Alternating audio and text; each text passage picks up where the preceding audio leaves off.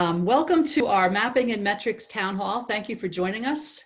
I'd love to introduce our panelists, and we are fortunate to have members of the Fair Districts PA advocacy team, as well as members of the Princeton Gerrymandering team, Representable, and Alec Ramsay, who is one of the brains behind Dave's redistricting app, DRA 2020.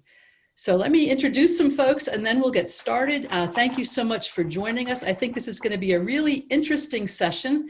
We have with us today from the advocacy team, Pat Beaty, who is our legislative director. And if people could just say hi and wave, that's terrific. So Pat Beaty, Mark Pavlovich, one of our advocacy advisors. And we also have Keith Forsyth, who is the chair of our advocacy team. And you'll meet them later there's Keith, hello. We also have from the Princeton Gerrymandering Project. Unfortunately, Sam Wong was not able to be with us today. He had hoped to be with us, something came up. So I apologize for false advertising. We said he would be here and he is not. But we have some other terrific folks from the Princeton team. Hope Johnson will be presenting for us today and Jason Rode will be here as well. With her. And then we have from the Representable team, Jason is part of the Representable team as well, and Somya Arora, who is one of the engineers behind that project. And then, as I said, we have Alec Ramsay from Dave's Redistricting. Let me just say a few words about what we hope to accomplish today, and then we'll get started. So we are here to talk about mapping and metrics and the ways that new tools allow citizens to engage in drawing district maps, and also the ways that citizens can engage in the metrics of those maps, analyzing maps. So it's not just me looking at a map and saying, oh, I kind of like this map because my county looks better than it did in the old map. There's a way to actually measure, is this map more compact? Is it more fair to everybody? Is it less biased toward one party or another? Is it more responsive to voters? So there's those sorts of things that will be discussed today. And we want to talk about all of this in the framework of LACRA, that's the Legislative and Congressional Redistricting Act that we are supporting. House Bill 2638 and Senate Bill 1242, introduced by Representatives Wendi Thomas and Senator Tom Killion. So I asked Mark Pavlovich is just going to give an analogy. We've been discussing with our advocates and with our local group coordinators and with volunteers about this bill. And sometimes people say, oh, it's too complicated. How are legislators going to understand it? How are citizens going to understand it? How are we going to talk about this in a meaningful way? So Mark had a great analogy, and I'd love him for just for a moment, explain that analogy just to give us a context as we discuss this together. So Mark. Sure. Good afternoon, everybody, and welcome. As Carol noted, the concept of metrics can be somewhat daunting, right? We may have an intuitive sense of what the 30,000 foot level looks like, but it's very easy to get complicated with the mathematics and feel like, not for me. But one of the things we should keep in mind is that the legislature deals routinely with complex math, although they may not necessarily understand it any better than I do as a layperson. An example of that is the insurance industry. The Commonwealth, the legislature, puts together lots of rules and regulations and legislation about that. That's all based on actuarial tables. And of course, it is very challenging to figure out actually what an actuarial table, the mathematics behind it. Similarly, in the past history of district drawing, both parties have engaged in algorithms that are quite complex. So I think legislators understand that there are going to be measures for effectiveness in a whole raft of categories. And it's not necessarily essential that we understand every piece of the mathematics, but be ready to help legislators explain at that 30,000 level how the mathematics can be used to make better judgments about map drawing. Thank you, Mark. So what we're going to do is we're going to have Hope Johnson from the Princeton Gerrymandering Project. She has a presentation. She's put some information about our mapping and metrics town hall. Thank you for joining us. I'd love to introduce our panelists. And we are fortunate to have members of the Fair Districts PA advocacy team, as well as members of the Princeton Gerrymandering team, Representable, and Alec Ramsay, who is one of the brains behind Dave's redistricting app, DRA 2020. So let me introduce some folks and then we'll get started. Thank you so much for joining us. I think this is going to be a really interesting session. We have with us today from the advocacy team, Pat Beaty, who is our legislative director. And if people could just say hi and wave, that's terrific. So Pat Beaty, Mark Pavlovich, one of our advocacy advisors. And we also have Keith Forsyth, who is the chair of our advocacy team. And you'll meet them later if you, there's Keith, hello. We also have from the Princeton Gerrymandering Project. Unfortunately, Sam Wong was not able to be with us today. He had hoped to be with us, something came up. So I apologize for false advertising. We said he would be here and he is not. But we have some other terrific folks from the Princeton team. Hope Johnson will be presenting for us today and Jason Rode will be here as well. With her. And then we have from the Representable team, Jason is part of the Representable team as well, and Somya Arora, who is one of the engineers behind that project. And then, as I said, we have Alec Ramsay from Dave's Redistricting. Let me just say a few words about what we hope to accomplish today, and then we'll get started. So we are here to talk about mapping and metrics and the ways that new tools allow citizens to engage in drawing district maps, and also the ways that citizens can engage in the metrics of those maps, analyzing maps. So it's not just me looking at a map and saying, oh, I kind of like this map because my county looks better than it did in the old map. There's a way to actually measure, is this map more compact? Is it more fair to everybody? Is it less biased toward one party or another? Is it more responsive to voters?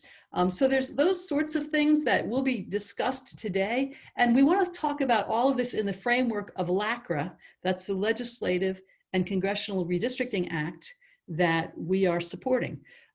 House Bill 2638 and Senate Bill 1242, introduced by Representatives Wendi Thomas and Senator Tom Killion. So I asked Mark Pavlovich is just going to give an analogy. We've been discussing with our advocates and with our local group coordinators and with volunteers about this bill. And sometimes people say, oh, it's too complicated. How are legislators going to understand it? How are citizens going to understand it? How are we going to talk about this in a meaningful way? So Mark had a great analogy, and I'd love him for just for a moment explain that analogy just to give us a context as we discuss this together. So Mark. Sure. Good afternoon, everybody, and welcome. As Carol noted, the concept of metrics can be somewhat daunting, right? We may have an intuitive sense of what the 30,000-foot level looks like, but it's very easy to get complicated with the mathematics and feel like, not for me. But one of the things we should keep in mind is that the legislature deals routinely with complex math, although they may not necessarily understand it any better than I do as a layperson. An example of that is the insurance industry. The Commonwealth, the legislature, puts together lots of rules and regulations and legislation about that. That's all based on actuarial tables. And of course, it is very challenging to figure out actually what an actuarial table, the mathematics behind it. Similarly, in the past history of district drawing, both parties have engaged in algorithms that are quite complex. So I think legislators understand that there are going to be measures for effectiveness in a whole raft of categories. And it's not necessarily essential that we understand every piece of the mathematics, but be ready to help legislators explain at that 30,000 level how the mathematics can be used to make better judgments about map drawing. Thank you, Mark.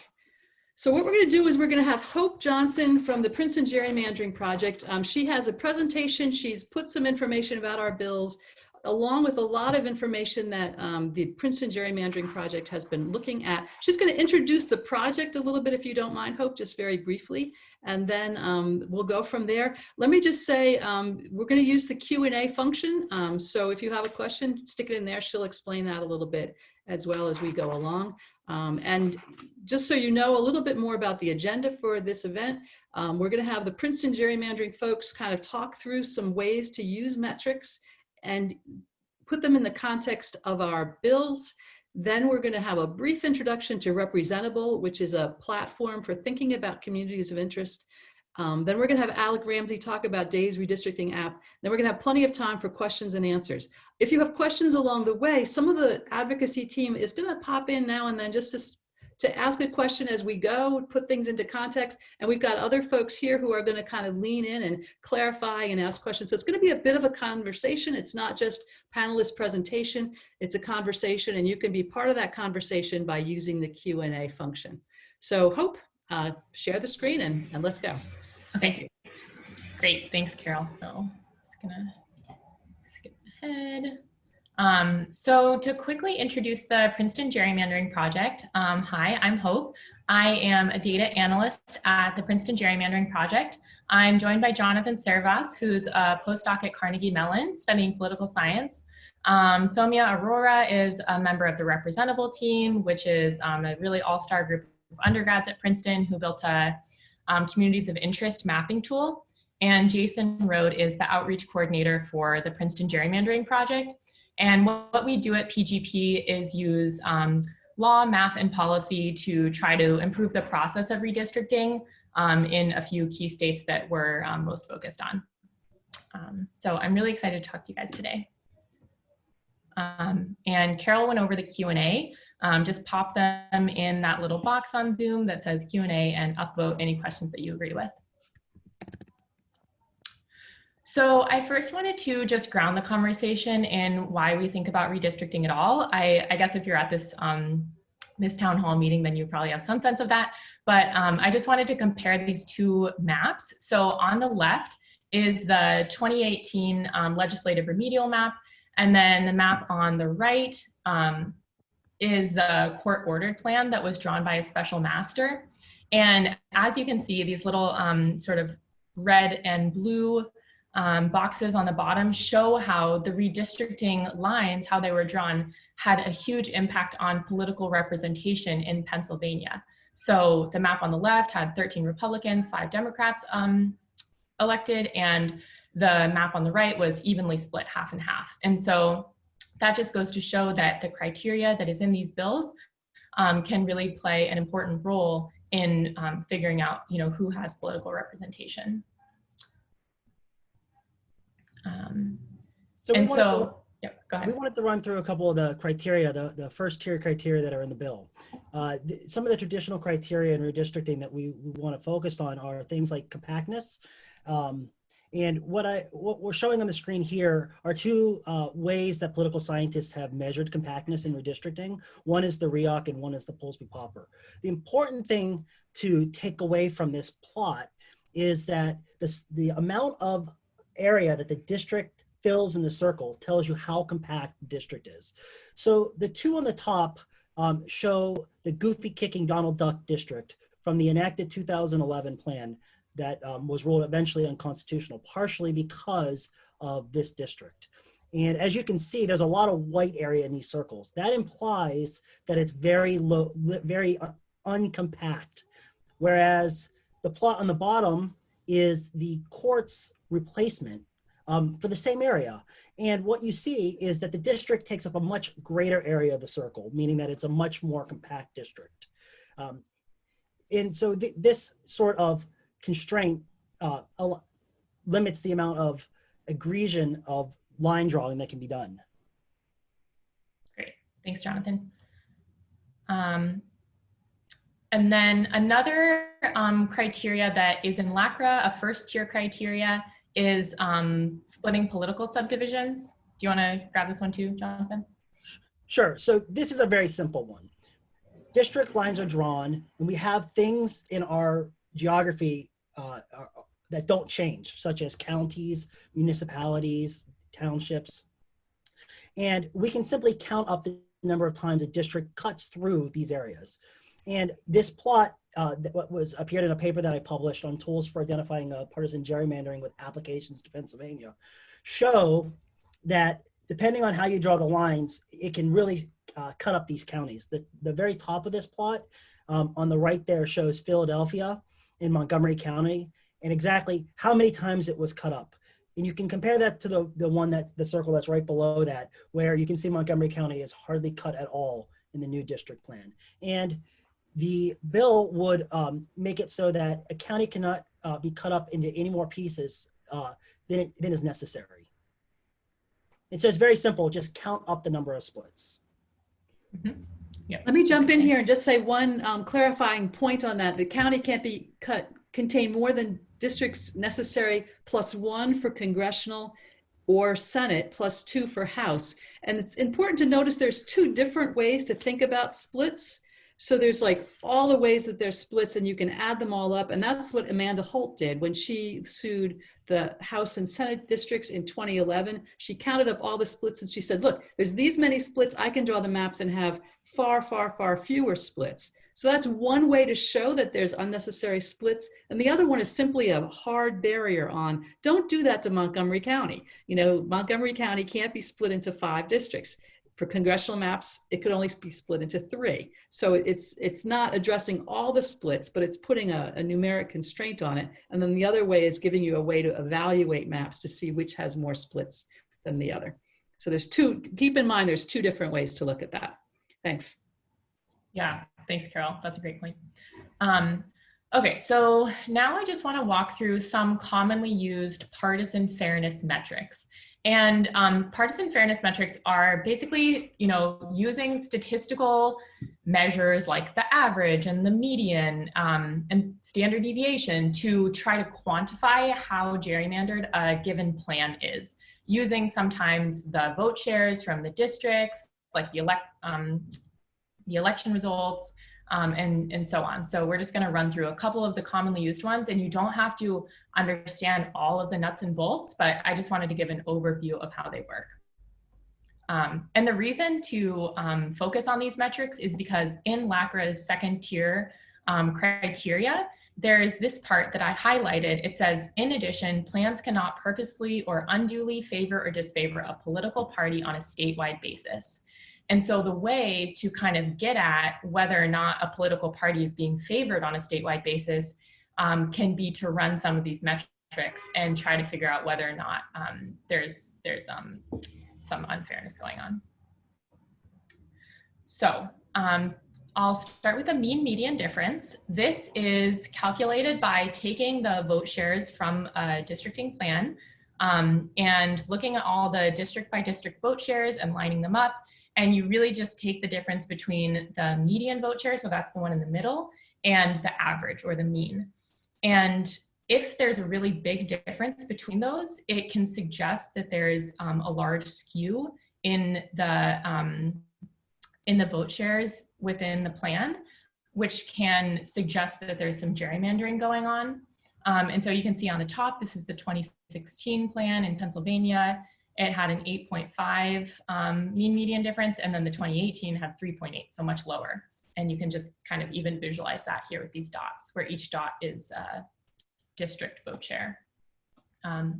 There is a little bit of kind of weakness in this measure, because if there's a small number of districts, then you don't have as large of a sample size, and so there can kind of be some like false answers here.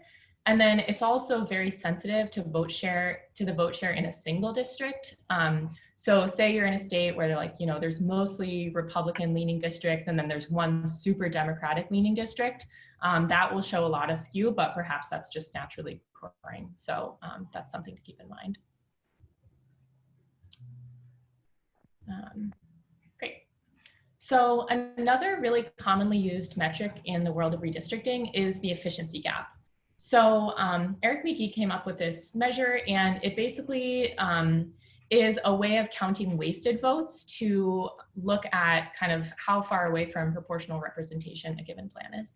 So in this visualization here, this was pulled from the Washington Post, and each shape with a gray outline is an imaginary district. And the greens are like, you know, you could say those are for one party and purples are for another party. And basically anything with an X around it is a wasted vote, because it's either someone who voted for the party that didn't win, or if it's in the case of the party that did win, any votes over the percent needed to win that district. So on the bottom left here with this kind of like U-shaped, you can see there are 3 purple X's because those 3 votes weren't needed to win that district. So the efficiency gap in this calculation, you can see you just subtract the wasted votes and divide it by 100 and you get the efficiency gap. And efficiency gap is also sensitive to a small number of districts. And you're really just looking for any extreme numbers. Any extreme negative number is Republican favoring, and any extreme positive number is Democratic favoring.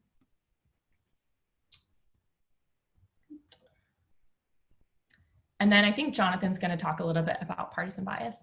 Sure. The partisan bias metric goes back to a classic 1973 article by Edward Tufte. And what he does is that he will plot vote shares and seat shares on a scatter plot. So the x-axis has the percentage vote share for one of the 2 parties, and the y-axis going up has the seat share. When you plot these 2 things together, you end up, so you had with a result of an election, you get a vote share and a seat share. We can create hypotheticals that if you were to uniformly shift the vote in either direction, you could see what the seat share would have been. And in this plot that we have graciously stolen from 538, shows the seat share, vote share curves from the 1990 cycle all the way up to the 2018 election. And what you see in the first set of these 3 plots, in the first decade, 1990 to 2000, you have seat shares and vote shares that run right through the 50-50 mark. This implies that there's no partisan bias. When the Democrats or the Republicans receive 50% of the votes, they also receive 50% of the seats.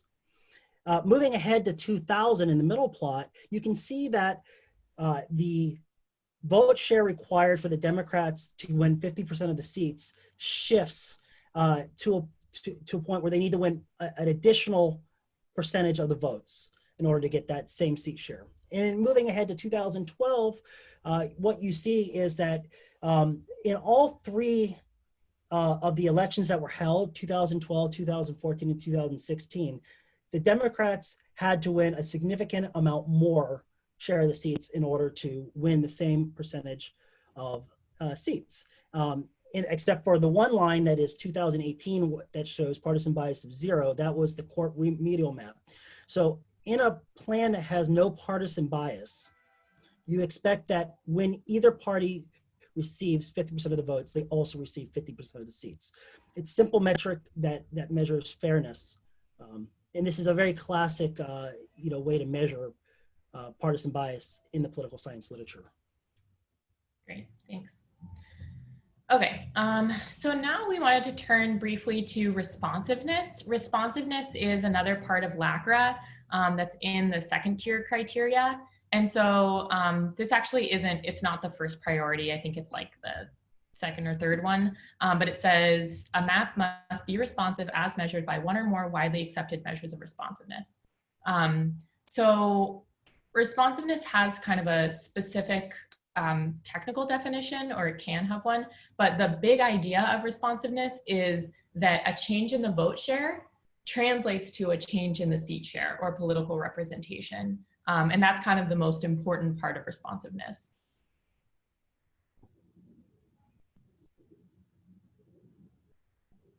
Did you want to talk any more about that, Jonathan?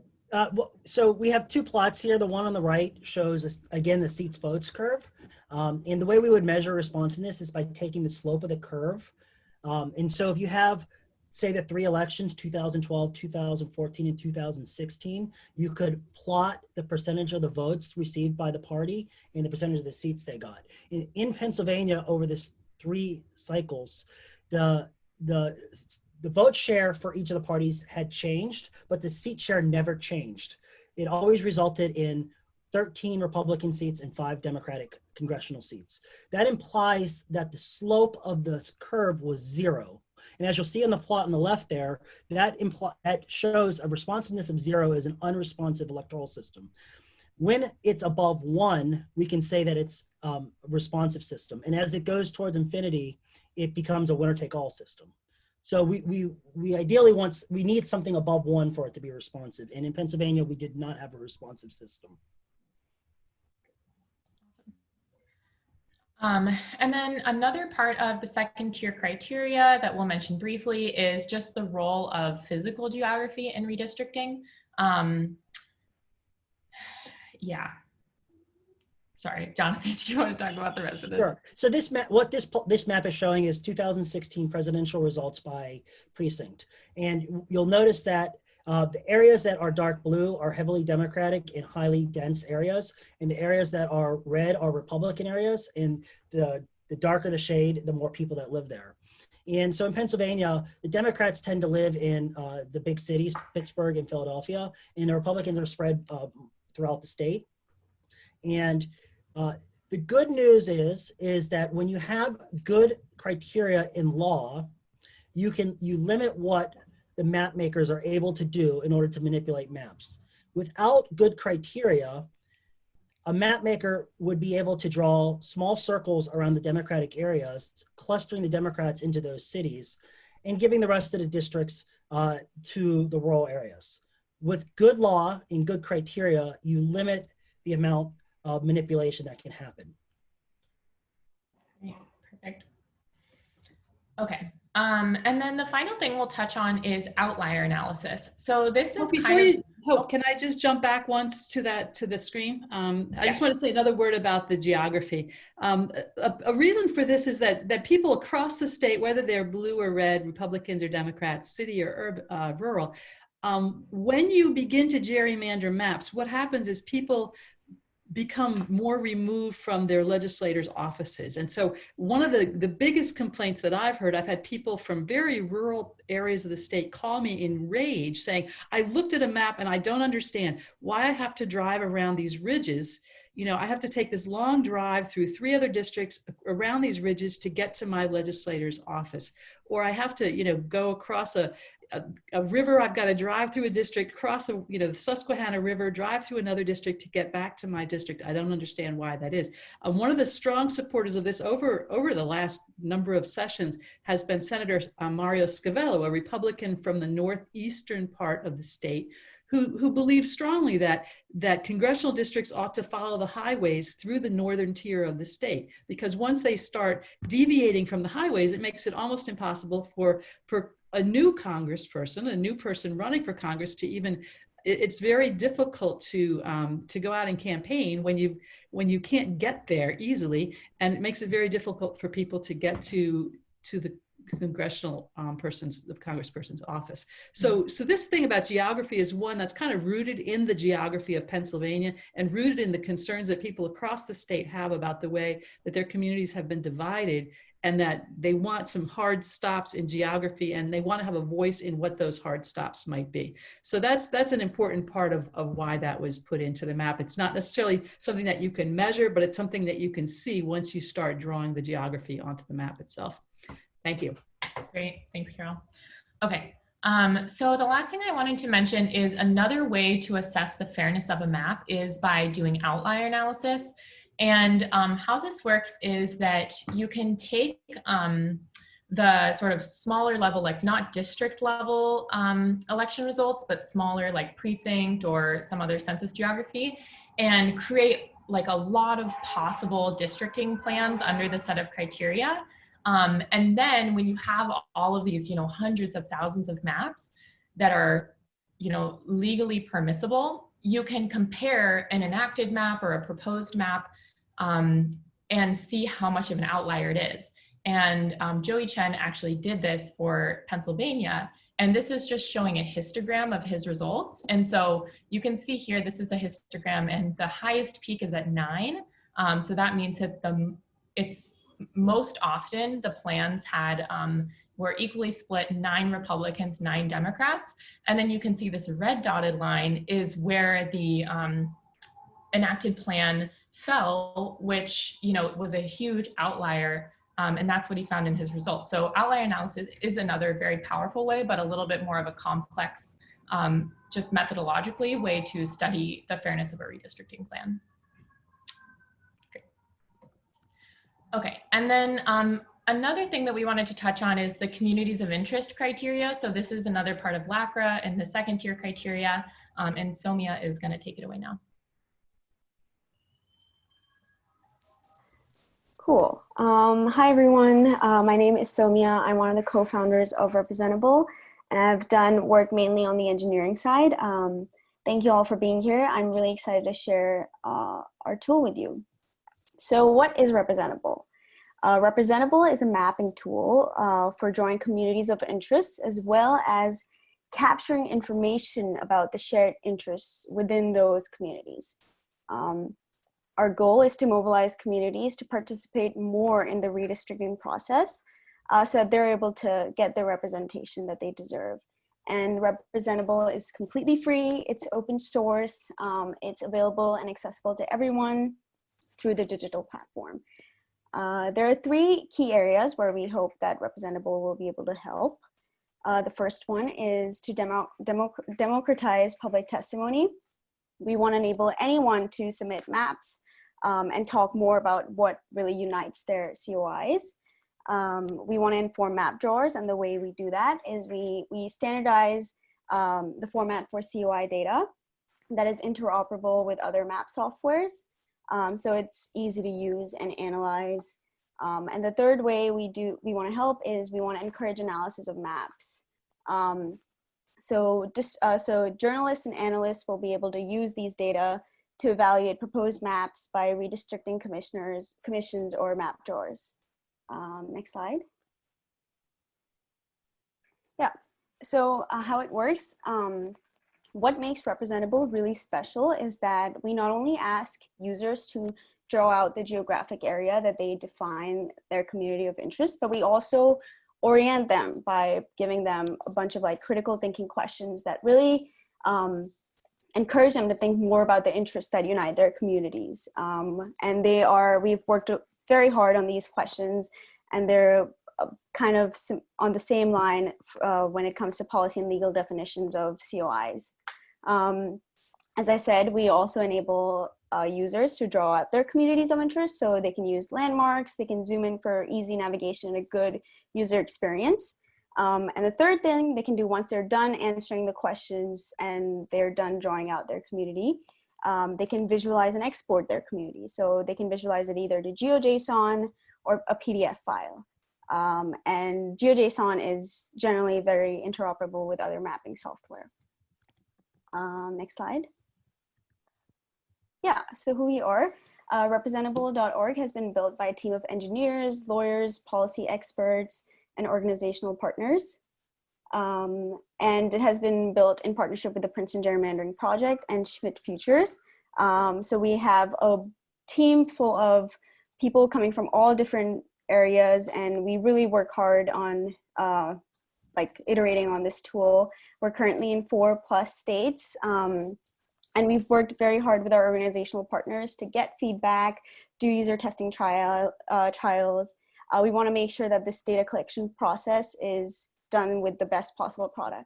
And I just want to kind of put this into a larger framework before I turn it over to Alec to talk about Dave's redistricting app, because I think it's amazing the wonderful work that groups like the Princeton Gerrymandering Project, Representable, Dave's redistricting app have done just in the last few years. When we started in 2016, there was very little. I spent a lot of time cruising the internet, trying to find information, trying to find tools, and there was not a great deal. And there's so much more available now that puts this whole issue into the public eye, which is wonderful. And I have to say, the bill that we're supporting, the LACRA bill, is built on the best that we can find of criteria bills and other redistricting reform bills. This is part of the People-Powered Fair Maps initiative. The League of Women Voters nationally has made redistricting reform a very high goal for this particular season. The People-Powered Fair Maps initiative began last fall and is continuing through this next year.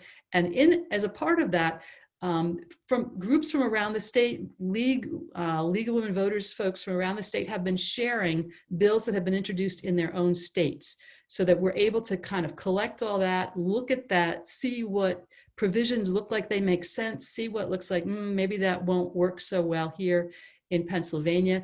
So Pat Beaty was able to look at some of those, review the best provisions.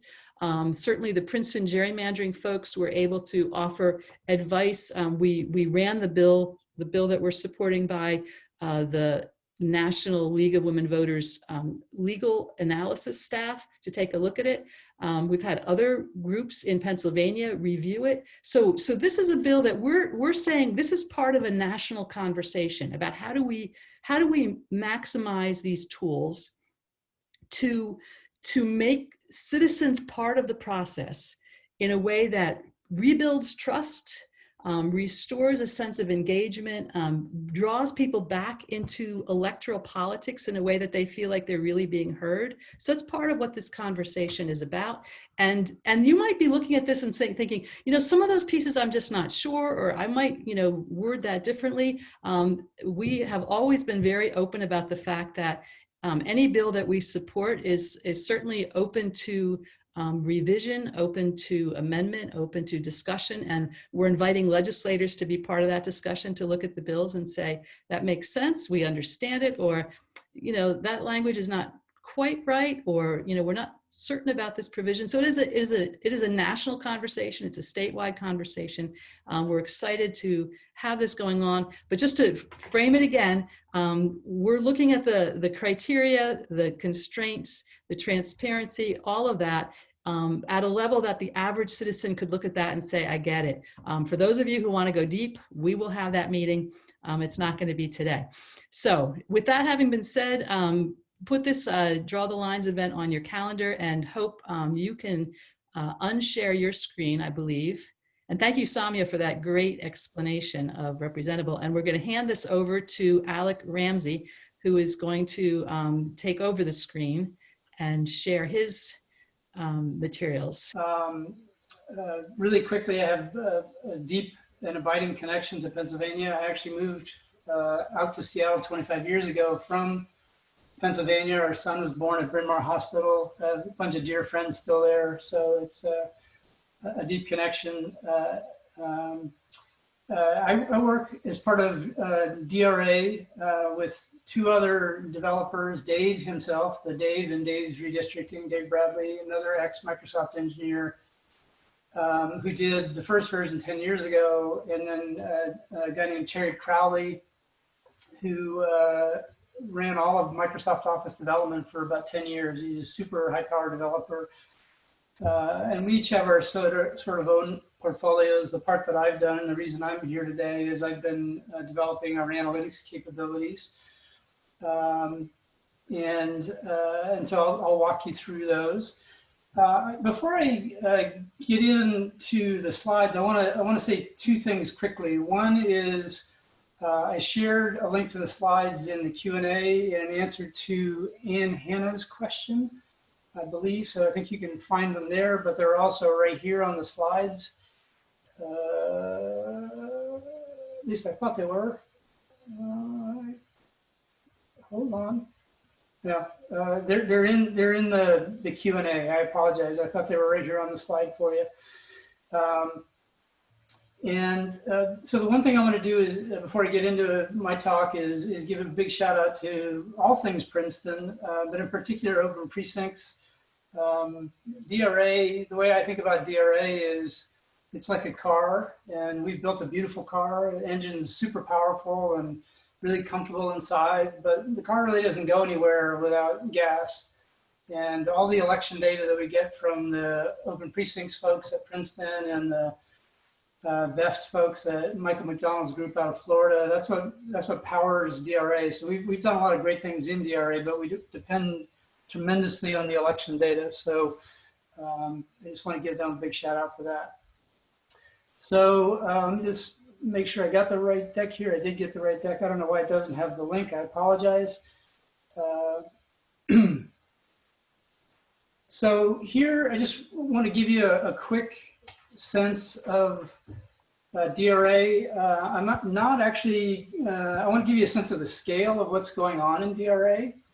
It's a free web-based app. And right now, even though we are arguably 6 months away from really hardcore redistricting, we have roughly 10,000 users who've built almost 500,000 maps. And many of which are published. So it's kind of crazy to scale. In Pennsylvania, there are about 15,000 maps that have been drawn, and about 100 maps have been published. So a fair number there.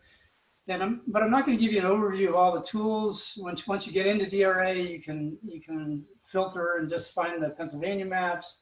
You sub-select some interesting maps for you. And there's lots and lots of other features. I'm not really going to focus on that. What I'm going to do very simply is show you 7 features, so you can count as we go through, that encompass what you're looking for information to understand LACRA. So in other words, all the stuff that Hope and Jonathan have gone through and it's in your bill, you can find the information you want to help you make those assessments in 7 different features in DRA. And I'm going to walk you through feature by feature. And I'll just give you a little bit of a heads up. The slides are dense on purpose, not because I expect you to understand everything that's on the slides, but because I intend the slides to be a reference guide that you can take away and use as a guide to walk through the product on your own later. So you can take this, print it out, fire up DRA, and you can find all the 7 places where the information is that you want in LACRA. So that's why there's a fair amount on there. And I'll explain it all. It's not too complicated. If it looks complicated to you, I just encourage you to squint. It's really not that bad. And lastly, I'll say I'm going to use the sample map that I'm going to show you throughout these slides is the map for the 115th Congress, which was not very fair. And it just shows better in terms of showing off differences than the more recent one, which is a better map. But I'm going to show you using the old map. Okay, so here's feature 1 of 7. And the feature we call requirements here. And it maps to section 703A of LACRA, which talks about maps being complete, contiguous, and having roughly equal population. Carol used the term in the upper right-hand corner here in brackets that I want to highlight, called constraints. And the constraints are really, I'm going to contrast this with the notion of criteria. A constraint has to be satisfied or the map's not legal. And this section of LACRA talks about federal or general requirements that must be met, that all pieces of the state must be assigned to districts, they must be contiguous, have roughly equal population. These results aren't for the 115 map. I just pulled them up for a map that was pretty broken. So you can see that when a map isn't complete, we tell you that. When a map isn't contiguous, we tell you that. When it's not equal population, we tell you that, and we give you some additional information down here. I want to do 2 things in the bottom here. These are going to be recurring things that you're going to see in each of the slides. This one here that's highlighted, if you can see my highlight, is what is called a breadcrumb. And that tells you how to find that piece of the user interface in Dave's Redistricting. So the way you read it is first open Dave's Redistricting, then click on the Maps button, then open a specific map, that's what the brackets mean, then click on the Analytics button, and then click on the Requirements section. And then when you do that, you'll get this for the map that you're looking at. So if you want to look at any map and see whether it meets general federal requirements, you just do that. So that's 1 of 7. And then the other thing I want to tell you, and it doesn't show in this one, it'll show in the next slide, but there's an information icon in basically every one of these pieces of user interface that I'm going to show you that has a link associated with it. When you click on it, it'll go to a Medium post that explains that piece. So you'll see that in the next section here. So this is the second feature. You'll notice in the upper right-hand corner, I also label it a constraint. There are 2 additional sections in LACRA, 703A3 and 703A4, which talk about limits on county splitting. Carol's already mentioned one, and a prohibition on splitting precincts. And there's a feature we call splitting, or there's a splitting area, a splitting set of splitting analytics in DRA that give you information. There's 2 places that you want to get information from, but the one on the left is the splitting area, which again is you open a map, click on the analytics button, and click on the splitting feature, then you'll get this piece over here. Here you see the information icon. If you were to click on that, you get a Medium post that described what we do with respect to splitting. Now there's 2 or 3 things I want to point out on the left-hand side here that are relevant to your bill, and then I'll talk about the right-hand side. On the left-hand side, you'll see it says 25 counties are split even though they are smaller than a district. So that list is the list of counties that don't need to be split because they're smaller than a district. So that's the first clue that you might have about a county is split when it doesn't need to be split. And then we also tell you the percentage of the total population for the state that are affected by that. We tell you the total number of splits across the state. But this list is a list that I think is relevant to your constraint. Switching over to the right-hand side quickly to finish that piece of the analysis, this is actually just looking at the map itself. So again, open DRA, go to maps, open the map you're interested in, click on the overlays panel, and then turn county lines on and basically everything else off. And so what this shows you is county boundaries, which are the lines here, and then the colors are the map colors for the districts. So you can see this particular county right there, and I could turn county labels on if I wanted to, or if you're in Pennsylvania, you probably know the counties and don't need them, but you can see, for example, that this county where my cursor is, that county is split. So you already know that county is split just looking at it. You know this one up here is split. And I think according to your bill, you can probably get away with 1 split, but here's an example right here. I don't know what county that is, but that county is split 3 different ways. You can see this sort of purplish district, this greenish district, and this yellow district all split that county. That county gets split 3 ways. So between the 2 pieces of information about when counties are split when they're smaller than a district, and then doing this overlay analysis, and then you can obviously zoom in and out here to really get detailed, you can very quickly figure out if counties are split more than your bill suggests they should be, or that your bill wants to allow. And so that's how you use that, just the regular map and the mapping capabilities to see that as well. And then the last thing I'll point out here, which isn't directly relevant to your bill because your bill has a very specific way to measure whether counties are split too much, but I will point out that the metrics we use here, these county splitting and district splitting metrics are metrics that we have put in the product building on work by Professor Moon Duchin at Tufts. And they're pretty sophisticated metrics and reliable metrics that gauge the amount of splitting of counties by districts and districts by county across the state.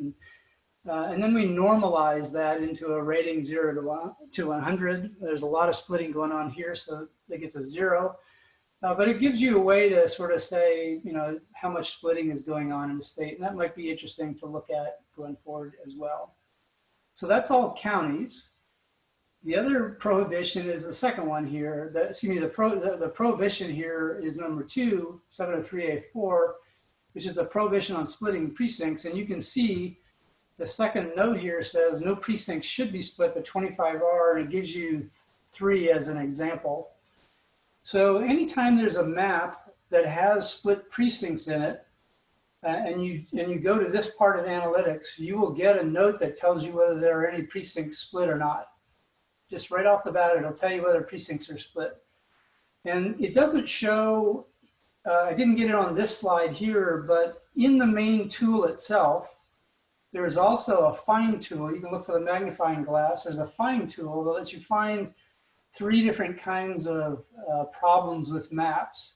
And one of the things it can find is split precincts. So if you actually happen to have split precincts in your map, you can go to that find tool and say find split precincts, and then it will walk you through the list of split precincts as you go, and you can see those. And if you wanted to put them back together, you could just assign them to the same district and they get recombined. So that's the second of feature. Again, constraints on what constitutes a valid map according to LACRA. Now let's go forward. We talked about compactness before. Both Hope and Jonathan talked about compactness before. We have the 2 metrics you'll see here. If you go to, again, DRA maps, pick a map, go to analytics, go to the compactness section, you'll see something that looks like this. Our analytics are divided into 3 sections: a metrics section, a ratings sections, and notes. The metrics gives you the raw analytics. In this case, we have a raw REOC measure and a raw Polsby-Popper measure, which have been talked about before. Those are fairly widely used in judging compactness by experts. But most normal people have no intuition whether those are good numbers or bad numbers that you're looking at right there, which is where the ratings come in. The ratings thermometers in all our analytics take otherwise inscrutable metrics or hard to understand metrics and normalize them 0 to 100, where bigger is better. So this is a relatively low score for compactness because those districts were fairly non-compact. But so we normalize it so you can get a sense from a lay perspective using historical data and ideal shapes. We normalize it. And then the third section has notes. Since I made these slides, we've actually turned on another very important compactness related feature in the notes that I want to highlight. It's actually highlighted in the bullet to the right here. I didn't retake the screenshot, but we've now added a little bit of machine learning, artificial intelligence to supply a note in that notes section that tells you how we as humans evaluate the compactness of district shapes. And it's quite complicated. It's much more involved than just looking at REOC and Polsby-Popper. Those are 2 of the 7 factors, but there are 5 others. And it looks at those 7 factors and comes up with a score, and we will report that score. And that basically is telling you, if you were to put this in front of a judge or another smart person, they would rate these, from 1 to 100 or 0 to 100, and you get that score. So it's a little bit more intuitive than just the straight REOC and Polsby-Popper. I should have mentioned at the beginning, so let me do it right now, beginning of this slide, so let me do it right now. I used the word criterion here as distinct from the word constraint on the previous 2 slides. And there's a very important distinction that I've talked to Carol about that I encourage you all to think hard about. Constraints are basically pass-fail. The map either meets the constraints or it doesn't meet the constraints. It's either valid or it's not valid. Criteria are more or better, less is worse. So you want compactness, you want more compactness, you want to be a better map. There's no absolute amount of compactness that makes a map valid or not, according to LACRA, and pretty much anywhere else you look.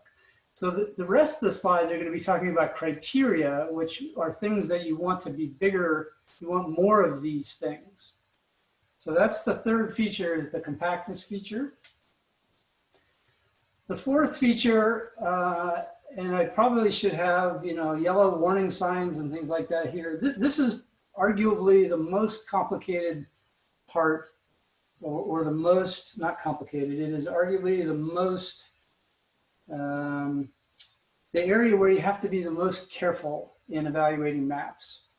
And you'll notice this disclaimer, this little piece here of this box that says notes actually goes right underneath the thermometer, but I didn't have enough vertical room, so I just pulled it off to the side. And you'll notice this disclaimer at the bottom here, which I'm gonna highlight right out of the gates for us talking about this slide.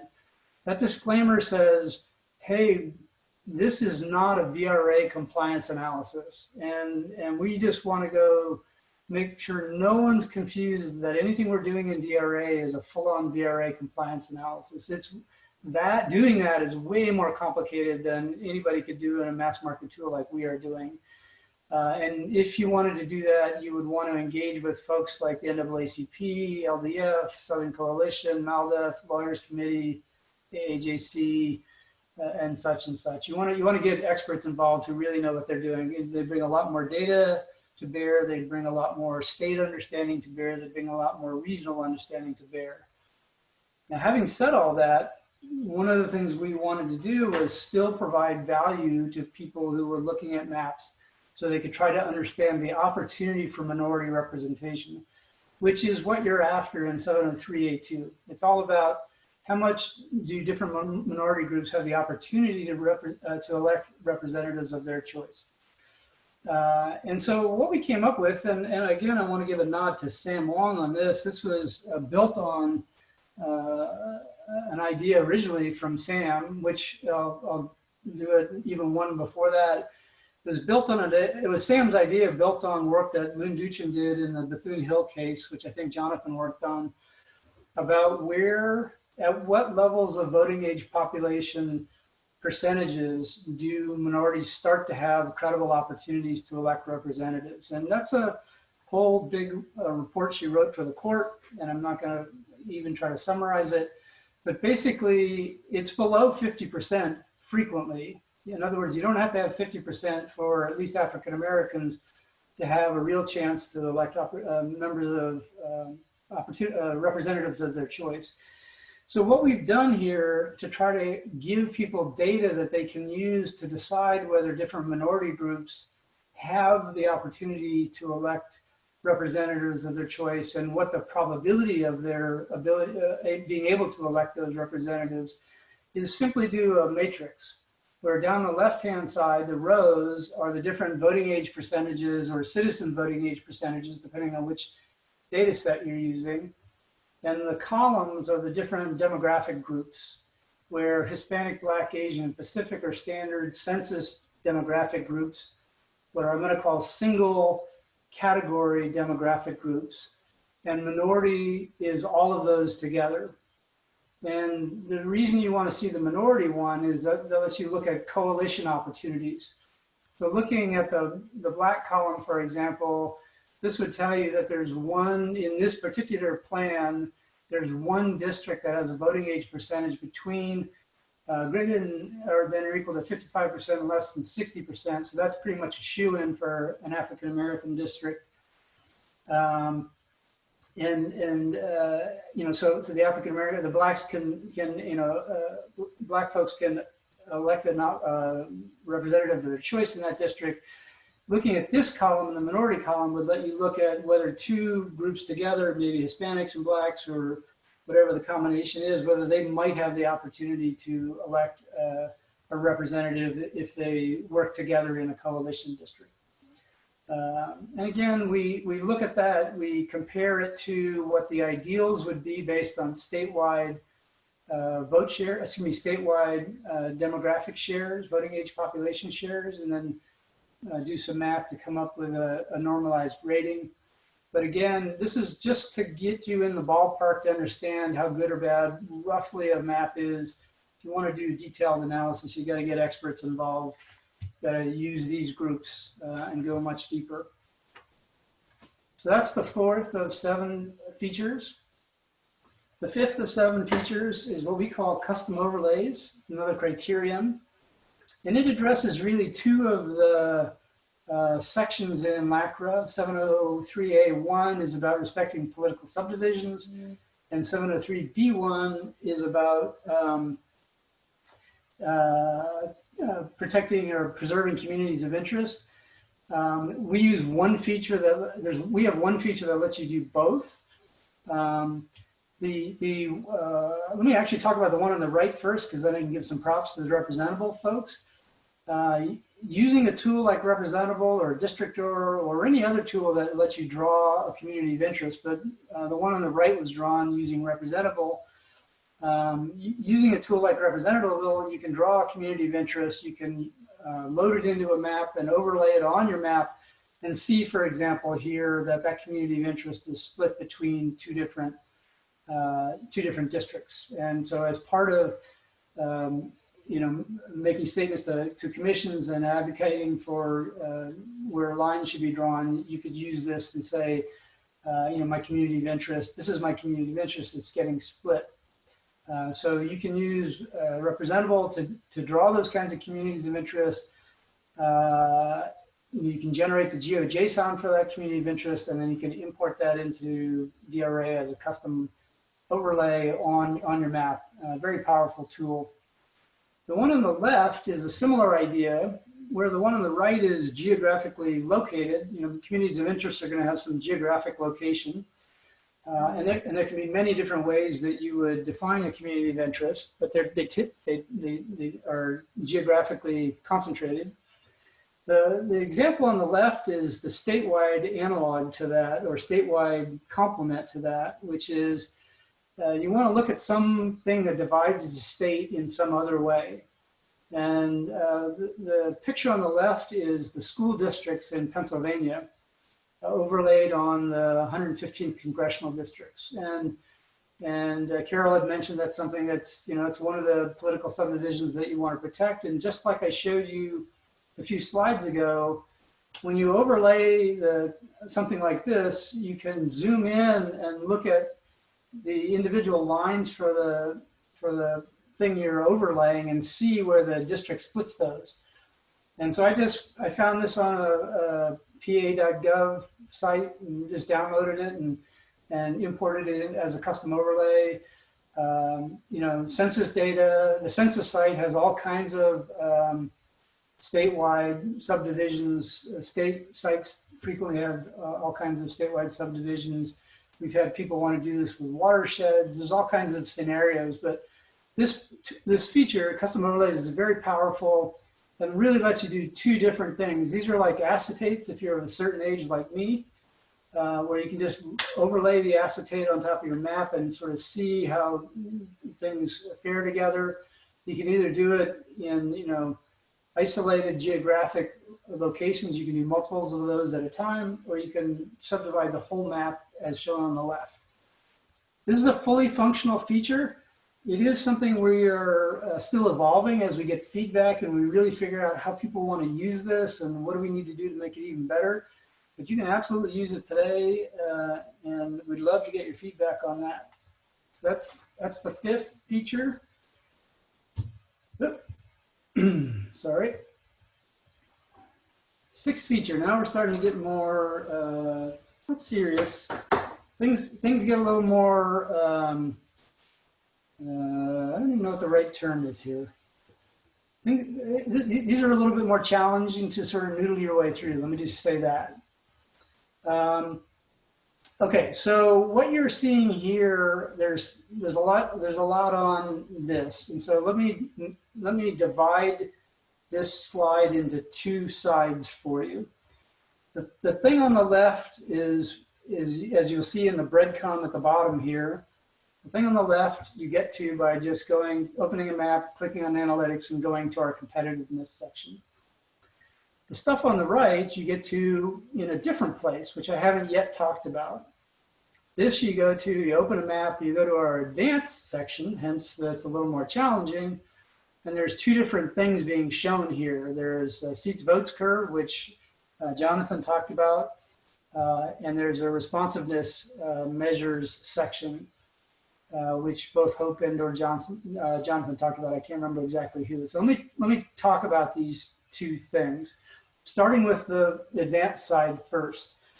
If you look at the one-page explainer that the Princeton folks put together for you, which Jonathan's comments really echo, they talk about seats votes curve, and they talk about responsiveness. To quickly summarize and to explain what you're looking at here, we dynamically infer a seats votes curve using a proportional shift method as opposed to a uniform shift. There's two different ways to do it. We use a proportional shift. We actually have been in long-term collaboration with somebody who's on this call, I believe, a gentleman named John Nagel out of Carnegie Mellon, and using some of his really powerful techniques, we can dynamically infer that, seats votes curve for you on the fly for every one of your maps. So that's a really powerful feature that you just get. You open your map, you do your districts, you go to the advanced view, and you have a seats votes curve. Pretty powerful. And I'll come back to that in the next slide. I think as Jonathan mentioned, the technical definition of responsiveness is the first bullet under here. And it is the slope of the seats votes curve at the statewide vote share. And your statewide vote share, as you'll see in the next slide, is about, I believe it's 48%, 48 and almost 49%, or 51% Democratic. So just above 50% is where your statewide vote share is. And so what the slope of that curve right there is what the technical definition of responsiveness is. And we report that for you here. We report a couple other metrics as well, which I won't get into at the moment. And you know, if that's how you want to track things, that's totally fine. We give you that information. There's another aspect to the tool which may be easier to sort of get your brain around, at least as you're getting going in this, and that's the left-hand side of this, which is just the basic, you know, analytics tab, where we have a metric we call competitiveness, which, you know, is a synonym, basically an informal synonym for responsiveness, but we're measuring something slightly different here. And what we're measuring is the cumulative probability that all the districts will be able to, you know, the districts will be able to flip as a percentage of the total number of districts. It seems to be an easier thing to get your brain around. So if no districts have any chance of flipping, it's completely all Democratic and all Republican, then you get a 0 here. You get a 0 rating, 0% competitiveness and 0 rating. The more districts are near to 50%, the higher the probability that those might flip, and the higher the competitive percentage and the higher the rating. So it's just a little bit easier than understanding a slope, I think. But you know, what's in LACRA is on the right, a related concept is on the left. And then the very last feature, so that was 6 features, the very last feature is, again, 2 parts. On the left-hand side is what we call proportionality. On the right-hand side is partisan bias. What Hope and Jonathan talked about, and what the Princeton Gerrymandering Project one-pager explainer talks about and put some detail behind is partisan bias on the right. So again, the right-hand side of this,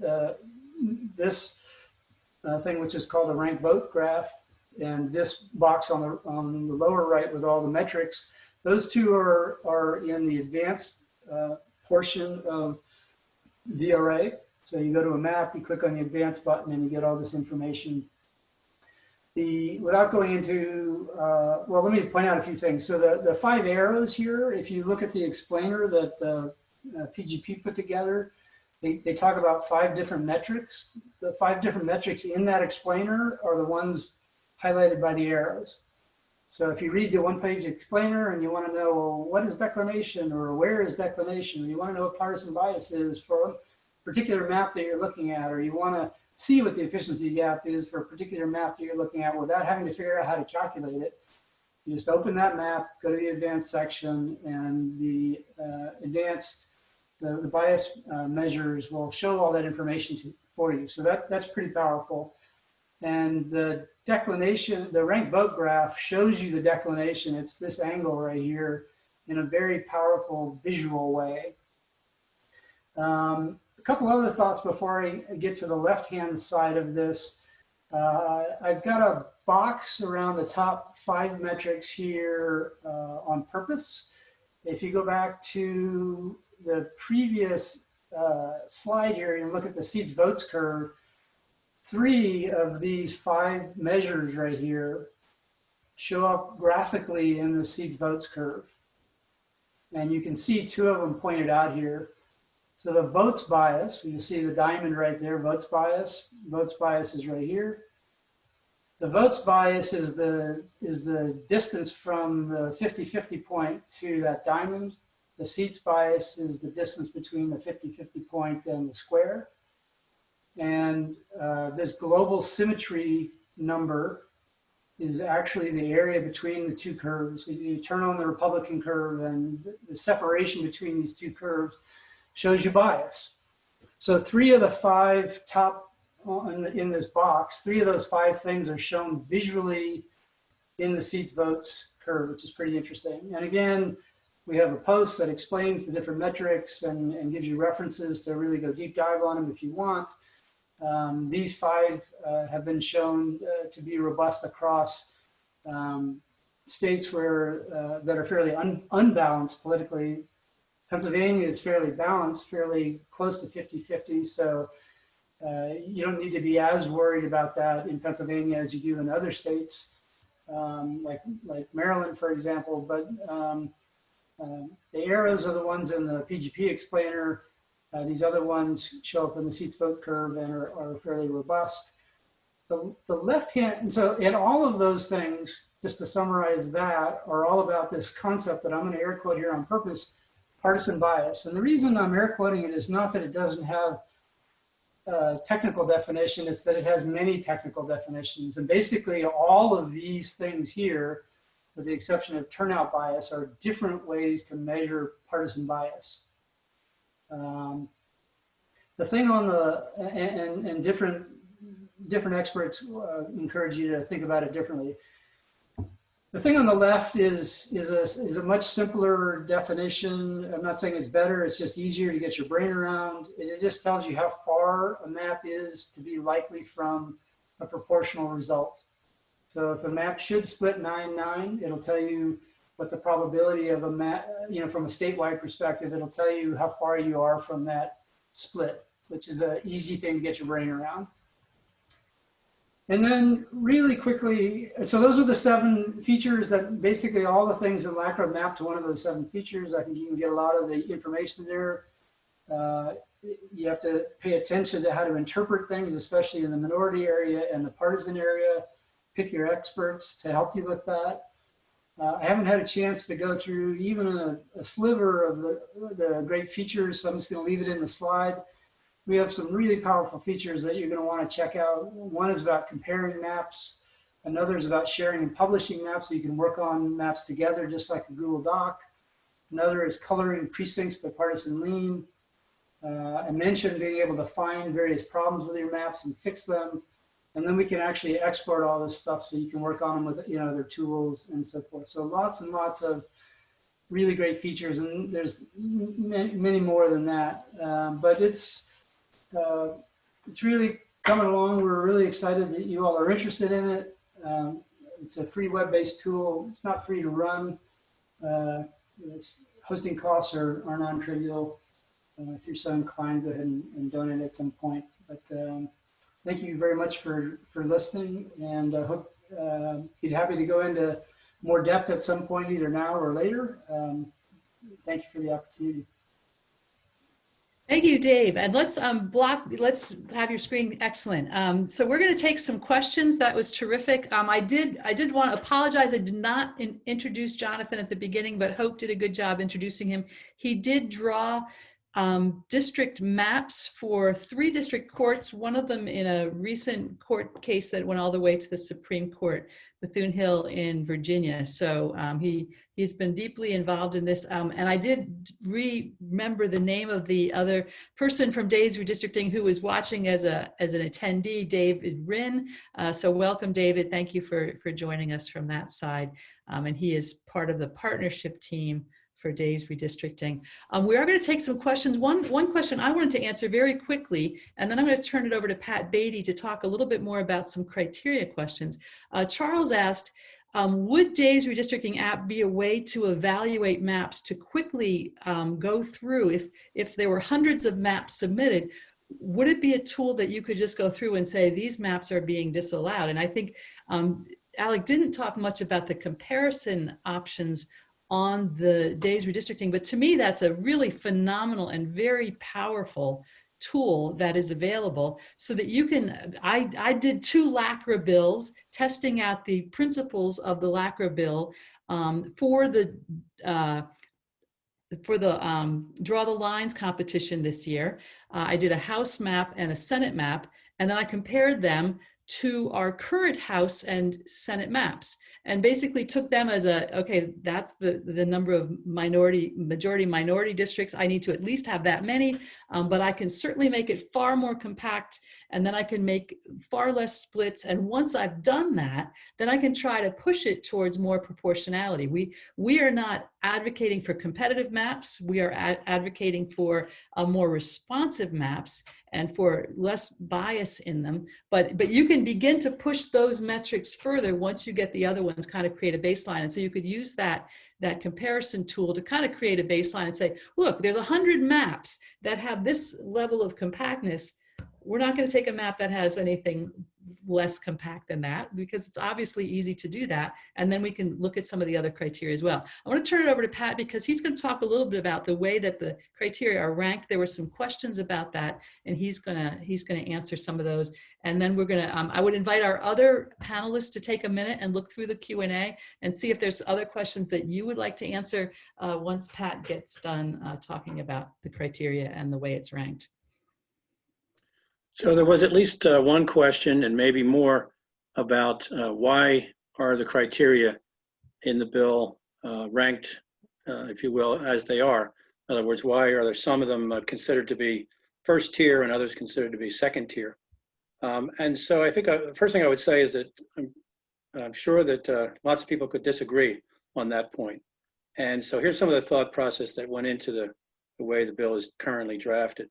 So we have some criteria that are in our Constitution, and we have had them in our bills ever since we started doing this several years ago. And so they're in the Constitution, and they apply whether we want them to or not in LACRA, and they apply to state and House and Senate districts.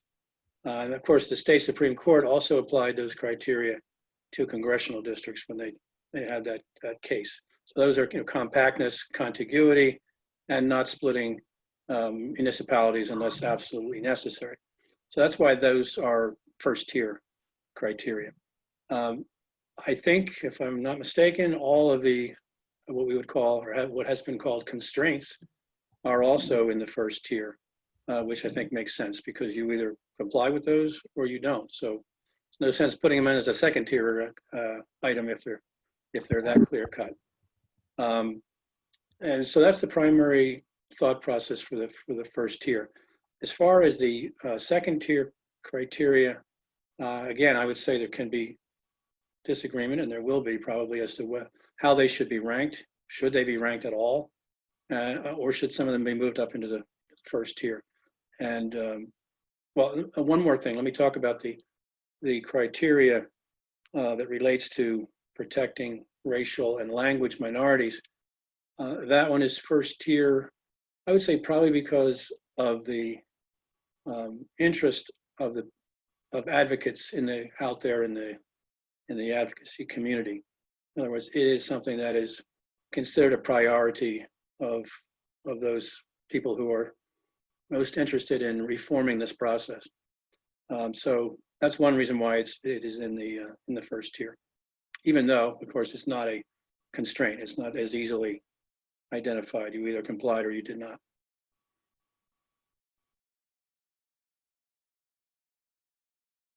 Carol, did you want to? You're muted. Thank you, Pat, for answering those. Alec, have you had a chance to look at the questions about what DRA is going to do next? There were a few questions about that.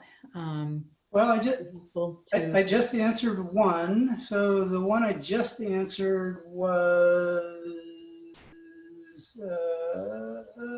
I can ask you, why don't we do it as a conversation? So just in terms of what you're going to make available in DRA, well, one question is, can you talk a little bit about what data is currently used in DRA, and when people go to draw a map, are they using the census data from 2011?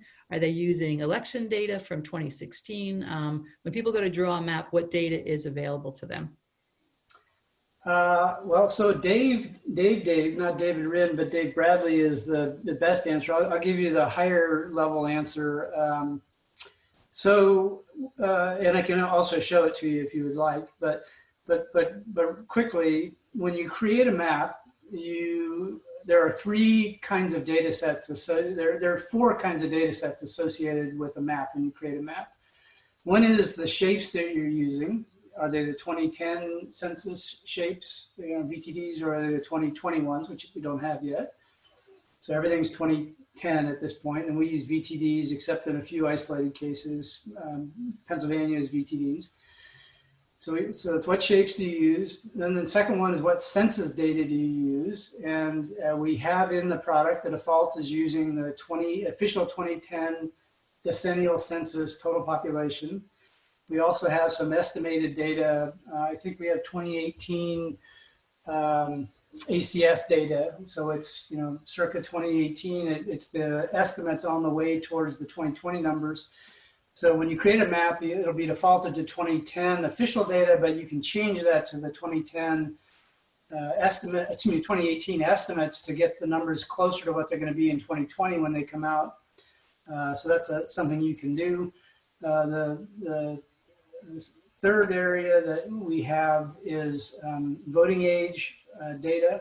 You have a voting age data set, and it's either the voting age population or citizen voting age population. And so depending on what data sets are available for a state, you'll be able to pick, we'll default one for you, and you'll be able to pick another one if we have different ones.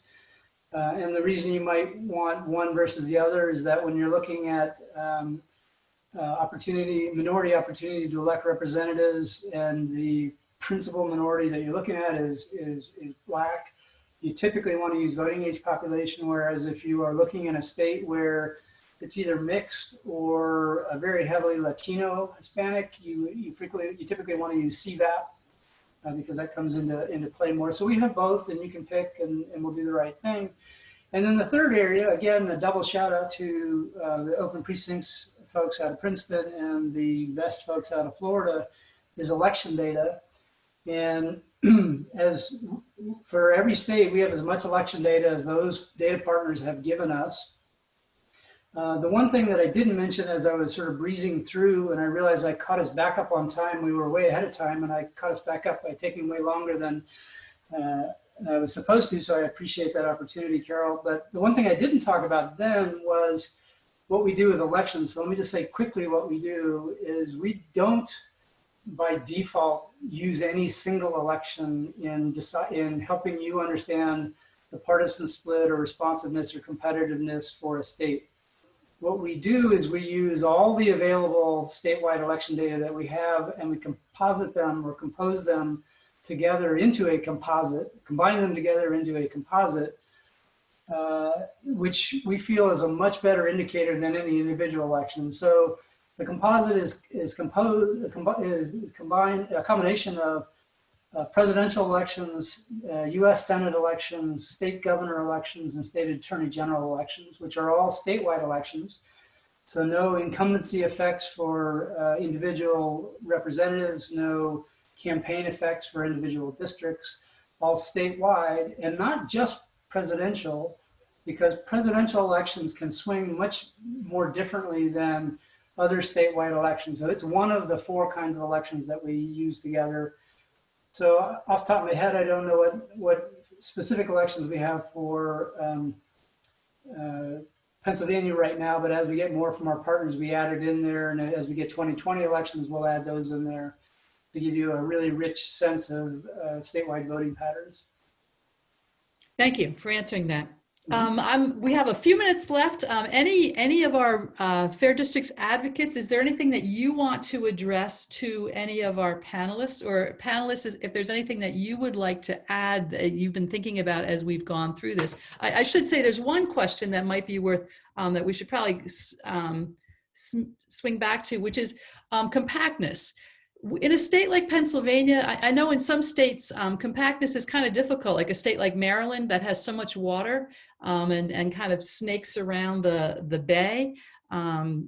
Is compactness, does it account for weirdly shaped districts that are that way because of the geography? Or is it an average? How does compactness figure?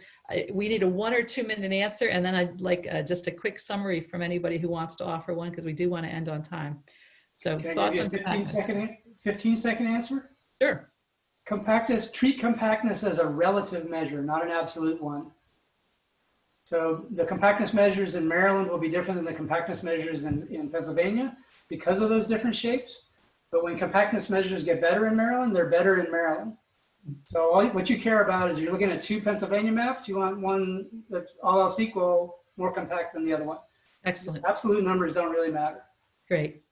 I know there are a few questions that kind of went into the, counting splits. I don't believe, it's just saying it's split. It doesn't really matter if it's a small split or a big split. It's just a split.